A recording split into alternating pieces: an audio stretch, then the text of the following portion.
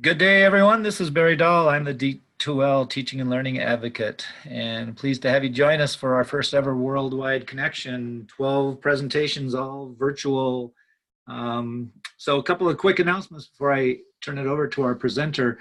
The chat window is something you might want to have open. A quick tip: if you do the default chat, all you're really chatting to are the panelists, which would be the presenter and myself.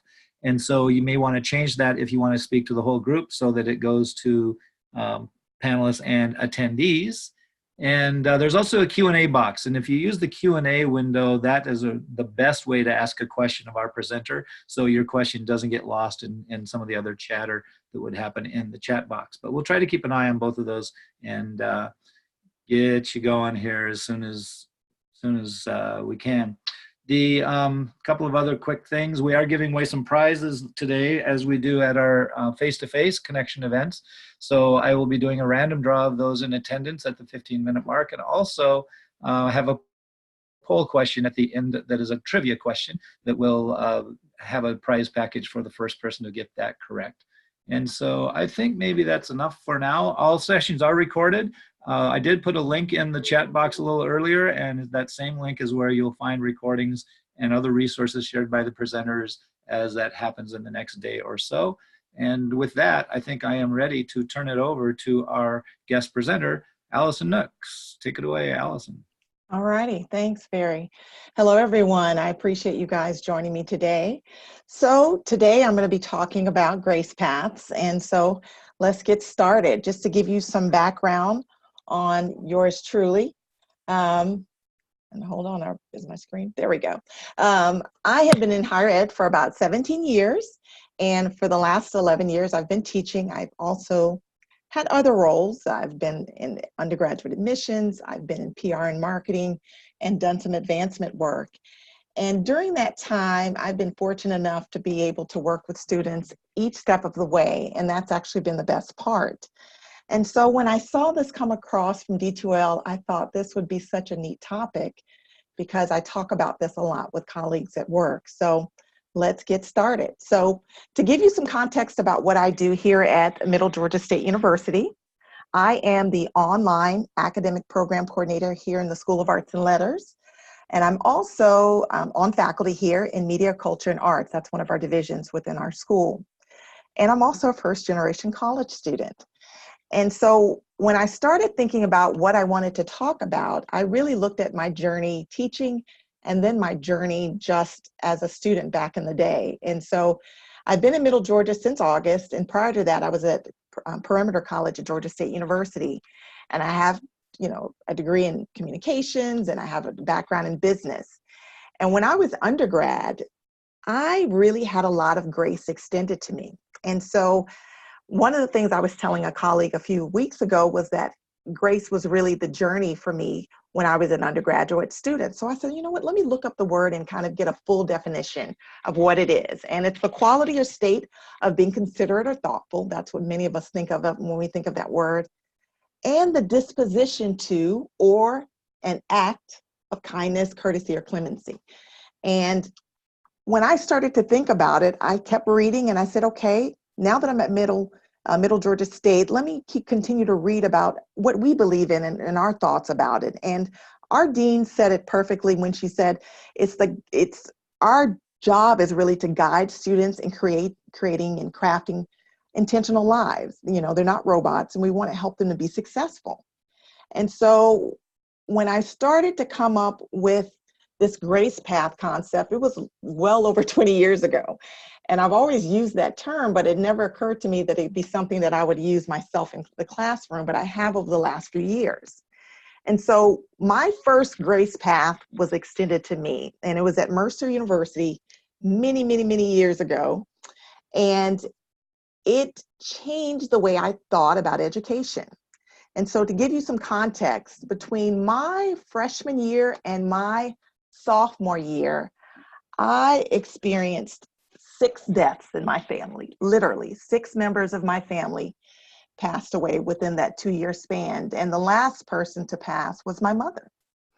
And for many people, this would just be too much to kind of take, if you will. But for me, it became the catalyst for a lot of great things that happened in my life. And I credit a great deal of that to many of the individuals at Mercer who made it their business to extend, at the time, I guess I would not have called it a grace path, but grace paths to me. And so I have literally changed how I approach teaching, how I approach my different roles I've played in over my career to other individuals. And so it has changed how I have interactions with my students. And so I want to just talk with you a little bit about that today and kind of give you some context of how it has informed the work that I do. So I defined it so that you can kind of understand what it is. It's a grace path is literally an opportunity given to a student in order for him or her to recover and to choose an alternate path forward. And that seems very simple on paper. This can be due to a lack of understanding, a hardship, a family tragedy. In my case, it was tragedies, multiple tragedies, or just simply the student is maybe a first-generation college student, and they do not know how to kind of operate in this climate. So the two things that are really critical with Grace Pass, it gives the student an opportunity to recover, and it gives them a choice that they can actively participate in making. And so a lot of times people will ask me, well, it sounds like they kind of get a pass. And no, they don't get a pass. It's not a mechanism to get the student out of doing the work for the classroom. It's not a pass on the assignment or an assessment.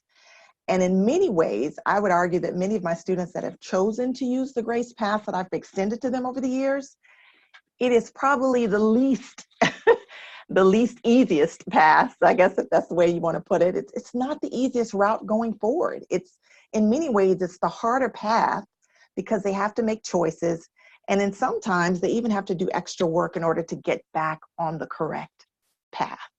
So I approach it in a few simple steps. The first thing is I usually kind of ask myself, okay, can this student recover? That's really the first question I ask myself. And then the next thing I say, you know, how do I go about helping them to be successful? And so I usually stop and really assess, okay, what has happened in this student in the last week or 2 weeks, 3 weeks, a month or so that will require me to really have this internal discussion about their success. And then I try to think through, okay, what are the mechanisms or opportunities I can put in place potentially to get him or her back on the right track? And then I literally put in place a plan to address what I feel the student will benefit the most from. And so over the years, I've just developed this acronym for what I consider this grace path to be. And again, it's centered around giving the student the opportunity to recover. And it requires me to be super flexible. So I'm not going to say that it's easy on my end either, but it does require a great deal of flexibility on my end. So the first thing is the G in grace, and it requires that I give all students the benefit of the doubt. And it's beyond the normal benefit of the doubt. I assume usually that they are, you know, it's accurate reporting. They're telling me exactly what is taking place in the truest form. And then I really go deep and try to respect their journey. I am fully aware as a first generation college student how complex my journey was. And I suspect that I don't have the complexities that many students have even now. And so I really try my best to respect that journey and keep in mind that the complexities they may be experiencing may be completely different from what I might understand or have experienced in my journey. The next thing is I really try very hard to assess and proactively look at the needs of the student, the strengths, and then any clear identifiable weaknesses that I can see that are demonstrable or that I've seen either in class or through something they've submitted or a discussion he or she and I have had, but something that I can say, okay, these are 2 or 3 things that are obviously something that I need to help them address in order to be successful in my course. And then I communicate it, and I probably over communicate, but I communicate as best as I can in an effective way, but I also try my best to do it in a variety of ways. And so, and I may say the same thing in a variety of platforms or in a variety of ways. And then I do, again, try to engage. And I hold myself to a pretty high standard of accountability, but I ask the students to do the same. And so when things are going really great in the course and things are moving smoothly, I take account of that. But when they're not, I also take account of that and try to find a path to resolve it and get on the right track again. So with that said, how does it work? Well, there are a few things that if you want to kind of extend grace paths to your students, there are a few things you must do. One of them is that I approach it that it's my responsibility to extend that as a faculty member or even as a staff member to my students. So I'm extending that to them. The second thing is that I could have a class in the fall that has a certain type of grace paths that are needed for that group of students. But in the spring, what's required for that group or a group of students in that class may be completely different. And so I have to be really flexible and open to looking at what the needs of the students are and of that class. And then I have to be aware that there might be a variety of paths forward for my students to get to a level of success. And so that might require, to be honest with you, there's more work on my part. I may have to do additional work for assignments and things of that nature in order to ensure that I've given them as many opportunities to be successful and understand and learn the materials as I possibly can. And then lastly, it calls for an active and intentional approach. And so the thing that I want you to be mindful of as I go through this process is that when I do give these grace paths to my students, I approach it in the vein that I'm giving them realistic paths forward that they can actually be successful at. I'm not giving them paths that are just pie in the sky opportunities. I've looked at their averages, I've looked at their scores, I see the opportunities that are available left in the semester for them to be successful. And I'll be honest with you, when there are times when the students cannot be successful in that amount of time, or there are not opportunities for them to be successful, I'm very forthright with the students so that they understand what the realities are based on everything that's taken place in the course. All right, so there's an important mindset that I do have to note that I probably have had to shift over the years. And I'll be honest with you, when I first got to college, I don't know that all my faculty approached me in a way that assumed that I didn't know everything I was supposed to know. Sometimes there were times when faculty treated me like, you need to know all of this stuff. You should have known this by now. But I really try my best to approach it in a vein that my students don't have necessarily all the skills or the knowledge or the abilities or the resources to navigate a university setting. I know as a first-generation college student myself, I did not have all those skills and abilities. I had to build those over time. And so I do approach it in that vein. So how do I use D2L in order to do this? Well, I will say that what D2L provides for us is an opportunity to operationalize the efforts to increase student success. So when I have something in mind that I want to do to increase that student or the group of students' success rate, then I'm able to operationalize that in D2L. It also gives me a host of really effective, and I'm sure you all agree, tools for students to use in the course. And then it also provides faculty and staff, and I partner with my colleagues quite a bit, an opportunity to partner to increase the engagement and ultimate progress of students. You know, my goal is for all of my students to be successful. I would rather not have anyone not be successful in a course that I teach. And so that's how I try to approach it.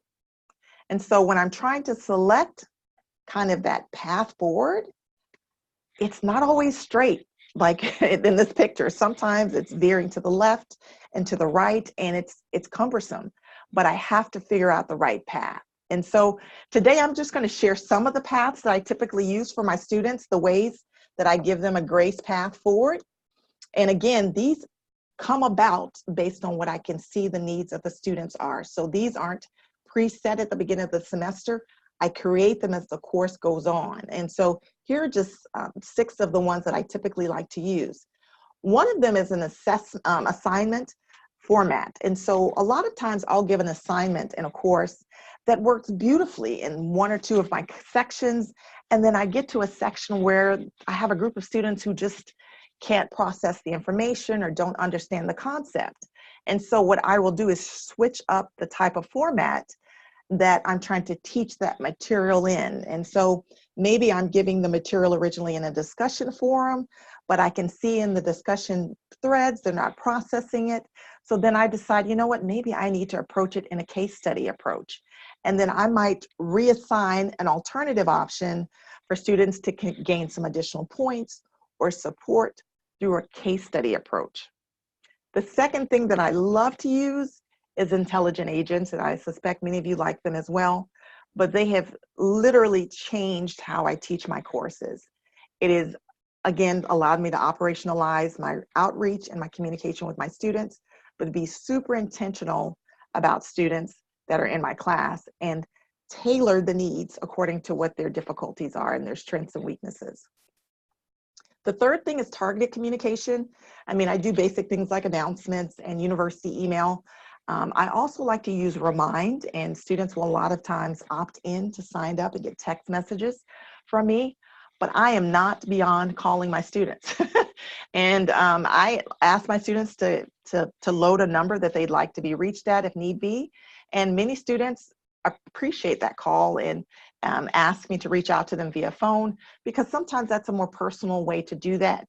With that said as well, I do teach quite a few online and hybrid courses, but I do teach face-to-face courses. And so I have students that have a range of desires of how they like to be reached out to. So I try to be varied in how I approach that. The fourth one is the data hub. I will pull data sets quite a bit and work with our IT team to pull different lists in order to do an assessment of different things within our school, because I am the online academic program coordinator for our school. We're very intentional about how we look at data and how our students are successful in our courses. I love to also operationalize awards, and I'll use intelligent agents to give awards as well. So I love that as well. And then the last one is peer-to-peer or faculty conferences. I try to meet one-on-one with my students at least once or twice per semester, even if it's not necessarily something that assignment requires, because I find that's the best way for me to many times get students to open up and express their needs or their concerns about an assignment, or just to express some of their strengths and weaknesses in general, okay? So those are 6 of my favorites, but I have like 12, many of them. 12 are probably the max that I have, but these are the 6 of my favorites. And so today I'm just gonna share a few of these, but with that, I want to kind of just move forward and give you some of the context that we're going to be moving forward with. One of them is a quote that I think about all the time in context of my own journey. It's by Dr. Brene Brown. She's a researcher, and many of you probably have heard her great TED Talk. And she wrote a book called Dare to Lead and many other great books. And a quote that she had that I think just really speaks to me is, at the end of the day, at the end of the week, at the end of my life, I want to be able to say that I contributed more than I criticized. And I look back, truly I do, I look back at the journey I took personally, and the faculty members didn't criticize me in the vulnerable moments, but they really asked me the questions that I needed to be asked in order to open up and find a path forward. So that, that's just one of the things that I think about as I develop these grace paths every time. So today I want to talk primarily about intelligent agents and targeted communication, because I want to make sure to leave some time at the end for questions. So I want to show you some of the intelligent agents I like to use in my course and some examples of how to set them up and things of that nature. And so many of you may not have used them, but I figure showing you would probably be the best route. And so intelligent agents are so useful. And so what I'm going to do is switch to that part of the screen and show you how I set up intelligent agents. So Barry, can you still see everything? We're good? Yeah, everything's good. Awesome. Okay. So this is a sample class that I set up for you guys. And this is just how I would typically do a hybrid course. I've loaded all the content I would normally do for my hybrid course here at M.B.A. And so when I start thinking about how do I want to do intelligent agents, every semester I will log into my class, and I sometimes will tweak these 2 to 3 times to kind of assess and decide what I would like to do. So I'm going to show you a few of the ones that I've set up, but I had someone ask me, can you give an example of how you use intelligent agents to give rewards? I definitely can. So let me show you 1 or 2 of these, and then I'll explain maybe how I use them for awards. So one of the things I've noticed is a trigger in my particular course, and I teach public speaking quite often, is that if students don't get into the course and do the first 2 assignments, and again, this is just my anecdotal measurements for my courses, if they don't get in the course within the first few days and begin to work on the first kind of low-hanging, easy assignments in the course, then that's usually, for me, a red flag that they're getting a slow start. And it doesn't mean that they're not going to be successful. It doesn't mean that they're not going to be on top of things, but they might have a slow start. And so what I typically like to do is set up an intelligent agent that deals with the first discussion assignment, which is the first one in my course. And so I'm going to set up one just like this one, just so you can see how I went through the process. If you're going to do an intelligent agent, you can name it whatever you'd like. So I'm going to go call it DQ1, which is discussion question 1. And I usually will add a note of what it's about. So keeping up with students' involvement in the first discussion in DQ1. If I can type. So I'll type that in there so I remember what it's about. And then I make sure that it's visible to all users, and that's an important piece as well. I will scroll down and start thinking about, okay, what release conditions will I like to use? And in this case, I want to create, and I'll select a condition that I want to do. So I go down and I say, you know what, I want to look and see, has this student authored a topic? And I'll pick which discussion post I want to make sure that they've done.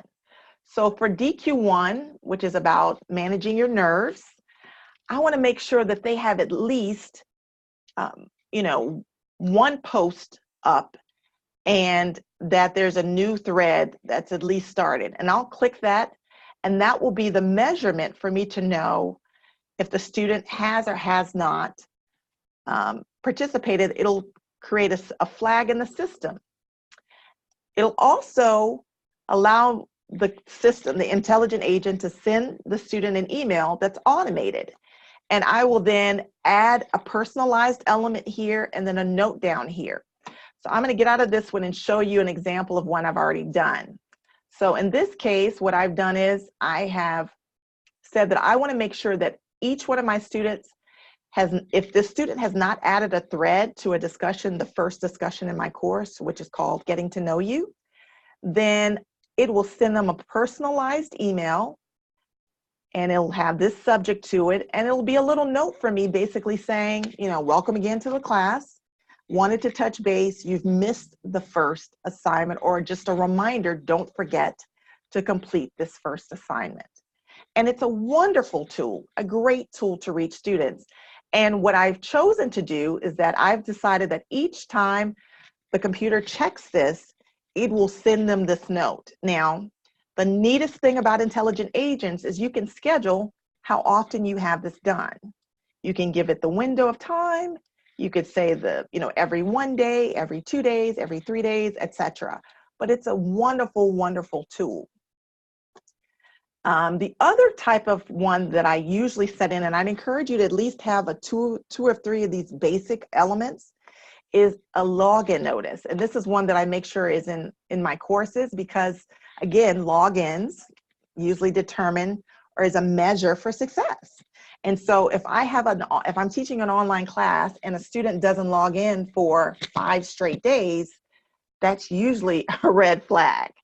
And so you can either choose to do a login activity, you can choose that as an option, or in this case, I've decided that I don't want to just have a student log into D2L. I want to see if the student has done some sort of access my course or the course that I'm teaching within the 5 days, the last 5 days. And so I will add that here, add the 5 days.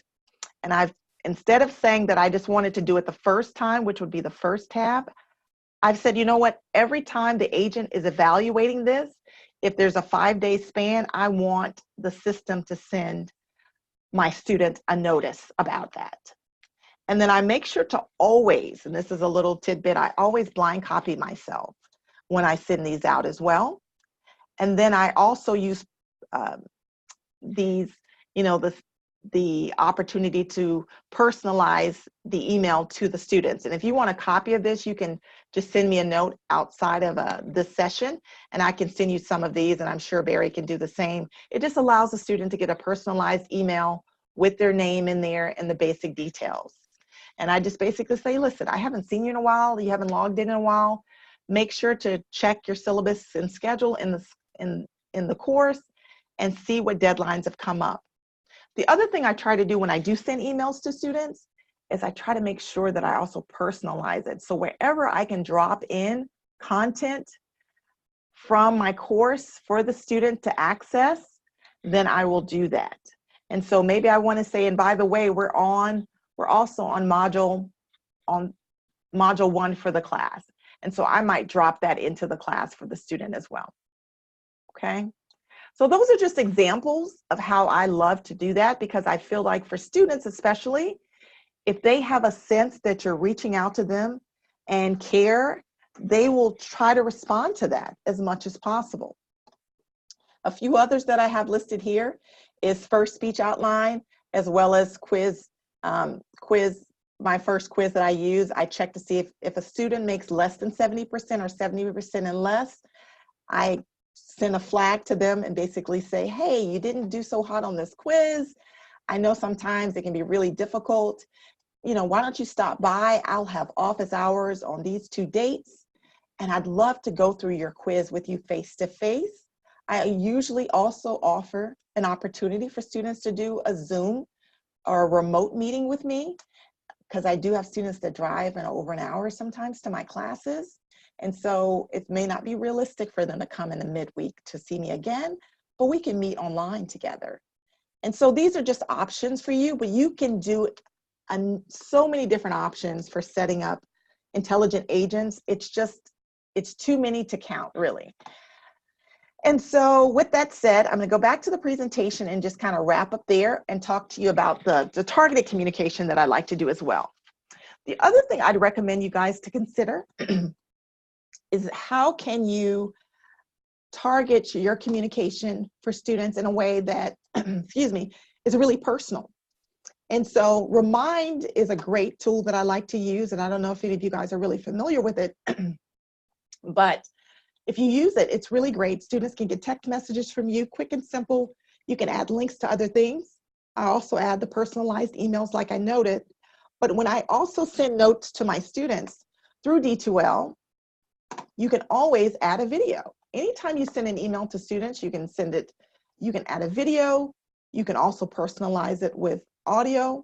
And so whenever possible, I will send a student a video instead of a written email, or I'll send a written email with a quick video for me or an audio file for me. And my students have told me over the years that they actually really do prefer that, and they like that a lot, especially if they're traveling for work.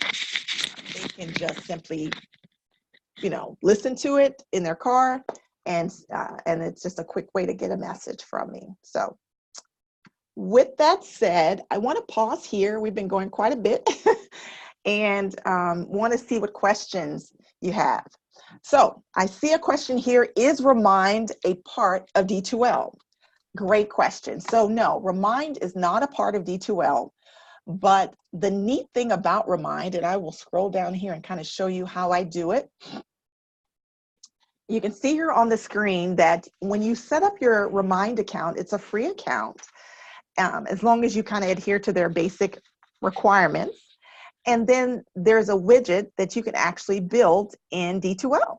And so when you go into Remind, there's an option for you under the settings to share or copy or drop the the Remind widget into your D2L platform. And so I'm happy to send anybody that wants those instructions on how to do that. It's like a 3 or 4 step process. It's super easy.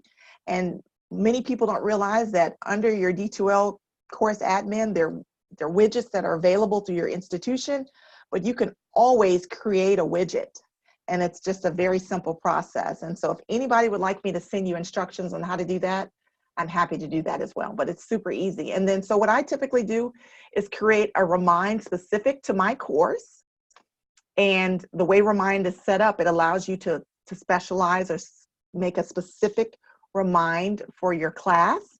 And I will drop that particular widget into each course. And so this is the Remind I have for my course that I created, and I dropped that widget into this class that I'm teaching. So that's how it's set up.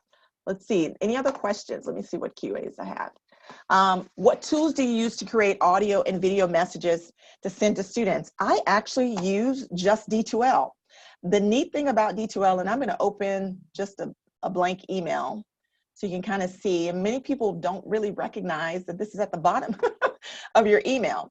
So at the very bottom, you can upload a file from your desktop. You can also record, if you can see right here, you can record a video from D2L, or you can record an audio file in D2L. And so I typically would just click one of these, depending upon which one I want to do or use. And that's how I use it. I literally use it in D2L, and the platform itself is the mechanism that I use in order to create it. Instructions on how you mentioned, so yes, I will make sure to send that to you. Teresa, thanks so much. And what importing courses from semester to semester do these intelligent agents transfer to the new course? Yes, you can bring over intelligent agents. So those are easily done. You can decide to bring them over, or you can choose not to. I typically will bring them all over, and I will just enable the ones I want to use, and then the ones I don't want to use, I will not enable those. So it's completely up to you. So I think that is the majority of my questions. Let's see. All right. So what I would encourage you guys to do is just to think kind of back, kind of how you felt when you had a hard semester in college. And for me, I had probably, I don't know, 4 or 5 really difficult, challenging semesters in college. And I credit faculty and staff with making sure that I graduated with grades that were, very good and that were representative of my ability and my work, but also with the thought process that I was capable. Every time I went through one of these difficult journeys, someone stopped to say, hey, Allison, you're going to make it. I know it seems so impossible right now. Or I'd have a faculty member to call me and say, I am beyond proud of the work that you're doing. Or I would get a staff member within student services to send me a note and say, I know it's difficult having lost your mom in the last year, but we just want to encourage you and let you know that you're still doing great work. And if we can be of help to you, please stop by my office. And that really changed my journey. And so if I can encourage you to do anything close to what was done for me, I would encourage you to, as best as possible, try to extend that type of grace to others, because it can make the world of difference for students who may not have the kind of support that we would hope they would have in their home setting. Can students turn off as if they find them overwhelming? Yes, students can opt in to Remind at any time, but they can also opt out at any time. Students can also decide kind of the mechanism they want to get their content from D2L. Most of my students, either my face-to-face hybrids and a lot of my online students, will choose to have whatever I send to them through D2L to come to their university email. And I'd say more than 95% of my particular students have the Outlook app on their phones, and they have said they prefer to have more versus less content. And then anytime they want to turn those notifications off, they can. And so it provides a lot of opportunities for them.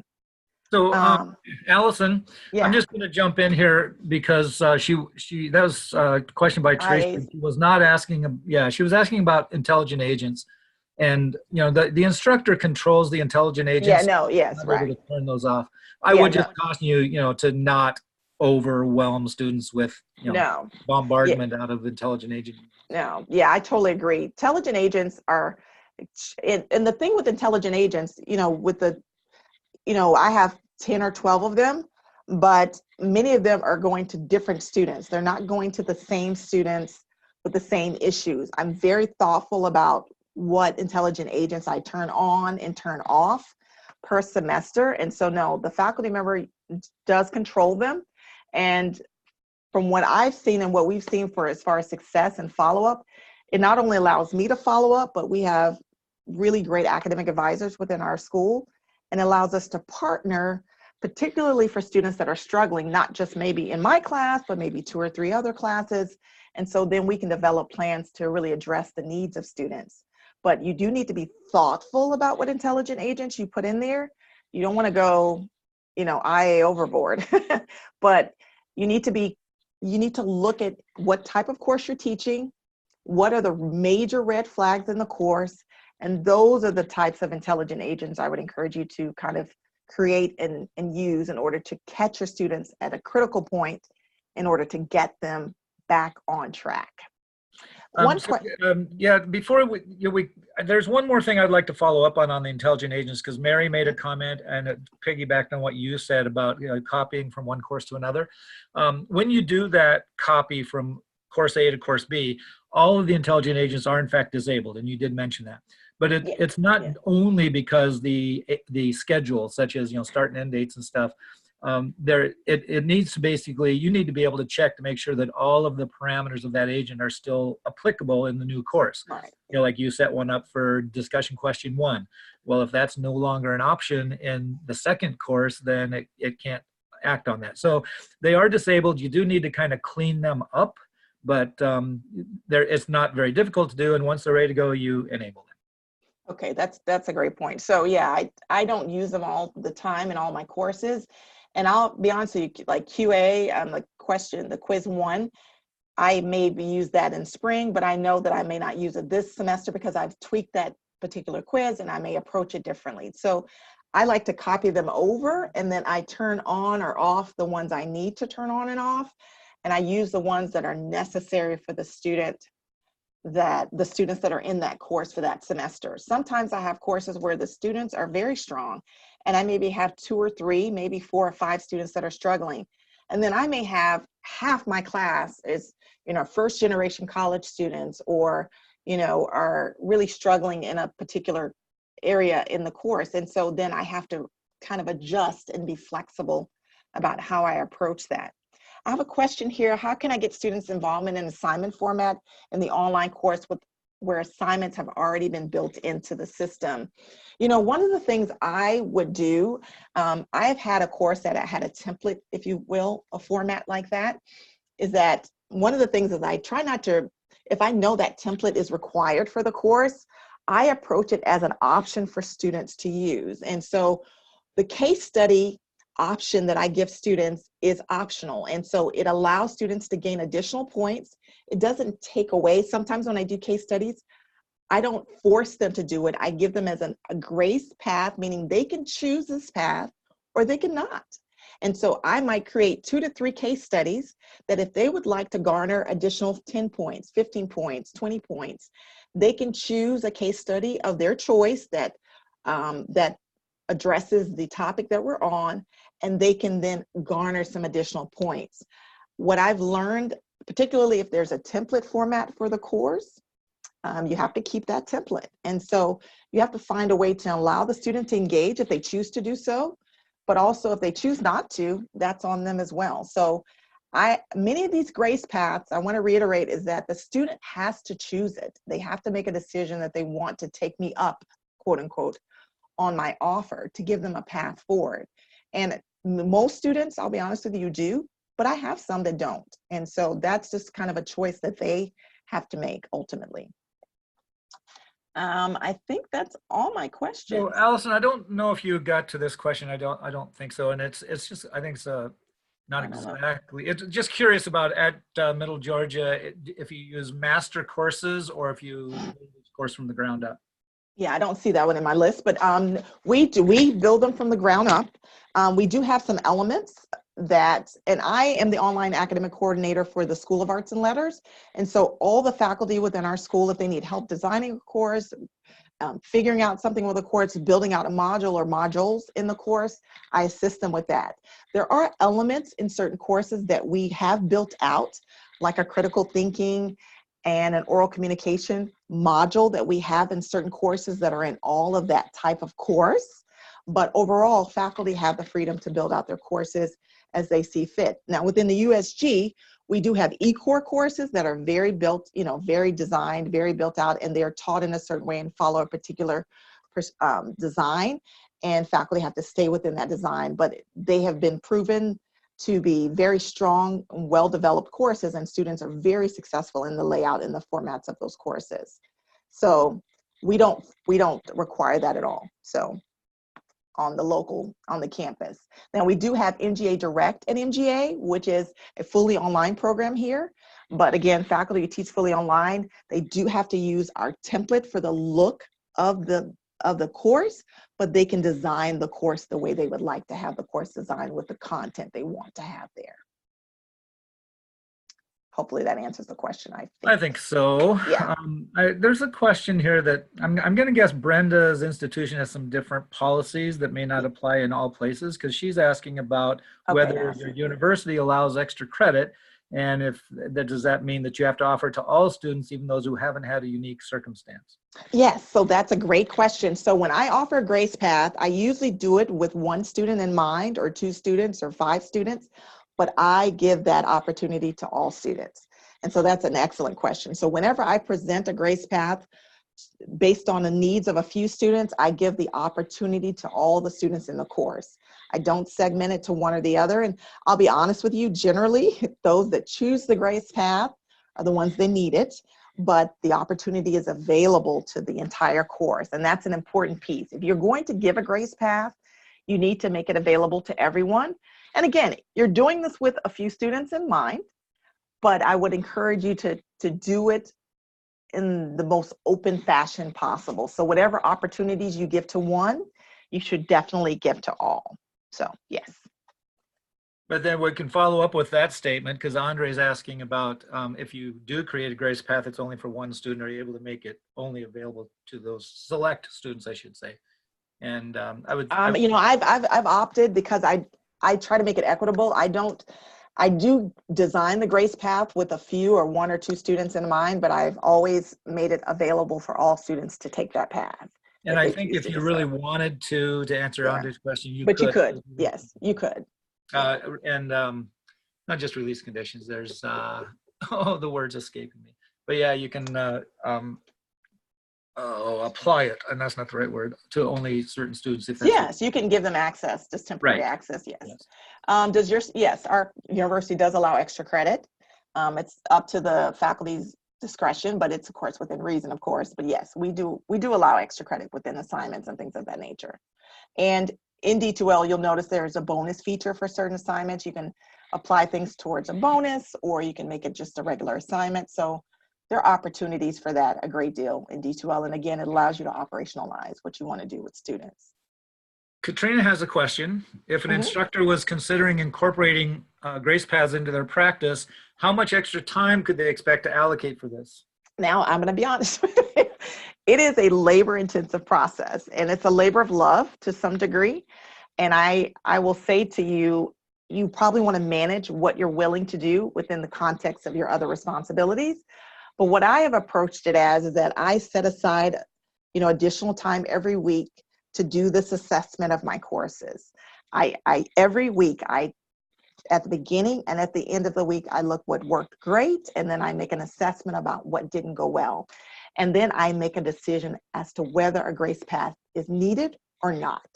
And so that is additional time that you'll need to kind of allot towards a course. And I've had courses where I didn't have to extend that many, maybe 2 Grace Paths for the whole semester. And then I have had, there were, classes where I've had to do 5 grace paths for the semester. So you do need to allot time, but the way I manage it is that I do these assessments at the beginning of the week and at the end, and that allows me to kind of plan for the next week. But it's all manageable. And I do, with the grace paths especially, whether it's a face-to-face class, a hybrid course, or online course, I do my best to use D2L to administer whatever grace path I give. So they know that if I provide a grace path, they're going to be submitting it through D2L. It's going to be graded through D2L. I will be giving feedback through Turnitin or some sort of feature within D2L. That allows me to be as mobile without carrying papers from A to B and Z. So D2L is the method by which I deliver these paths for my students. All right, that's great. So before we lose too many people here, we need to give away, determine some prize winners here. At the time that I took the number, there was 122 people in the room. I need a random number from you, Allison. You don't have to randomize it. Pick a number between 1 and 122. All right, the first number that came to mind was 33. All right. So that's going to be a lucky winner. I'll figure out who that is and contact them. But then we have a trivia question. So I'm going to launch the poll and you have a little bit of reading to do and then select your answer. I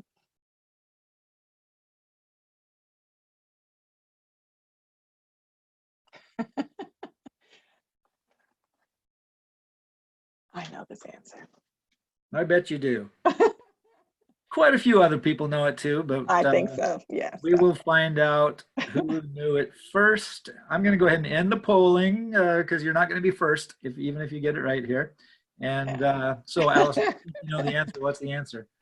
Peanuts. No, so pistachios are not. They are not the nation's leader in the production of pistachios, and so 63% is that right? I'll figure out who's the winner there. I think that we've covered the questions, and I think so. Yes. great presentation. So yeah. I'm going to end it in a minute, but Allison, I'll give you the last word. All righty, guys. Thanks so much for your time. Like I said, I'm more than happy to help you guys. If you have an interest, you're welcome to shoot me an email at alison.nooks@mga.edu. It has been my pleasure to talk with you today, and I hope that you'll consider extending a grace path to your students very soon. Have a great day, and thanks for your time. Thanks, everybody. The next one starts in about 12 minutes. All righty. Thanks. Bye. Bye.